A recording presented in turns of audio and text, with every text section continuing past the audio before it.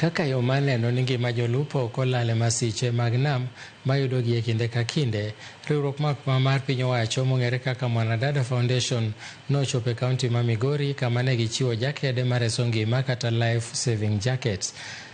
Riwruok Dada Foundation no kokalo e apisi mar jagoro mongirore e migawo mar arita Dr.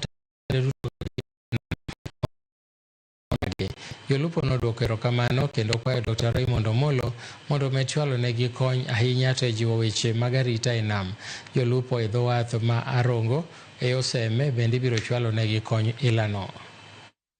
Niche wan gi tho e jirandwa ka e Sori, to jok mane wayudo ni jok mane gi life jackets moko nokonyore. Koro wadwoko nero kamane kech odwoko nwa tho bile chien. Wamor ahinya gi gima jiwo Mwanadada otimonwa kawuono kuom kelonwa life jacket mar ng'iyo ngima adier nam. Wamor ahinya kaachiel gi rais marwa gi Raymond Omolo kuom kelonwa kony machielo machalo kaka gik ma ibiro dwar e nam, machalo kaka speedboat. Nwakwayo ni serikal ma Kenya oyie konywa kaka wajo nam. Wan gi pek ahinya kuom security waonge go maler e nam. Waganda osebedo koketowa matek ma imayowa gikewa to ok wanegi.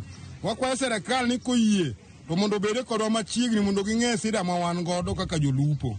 Nwakwayo mar ariyo ni serikal bende ong'eye ni bich ma wantiere ni pod wakoso gik modhuro. Waonge kaka speedboat manyalo konyowa kata ka ng'ato otho e nam oyudo shida kata kokwamo.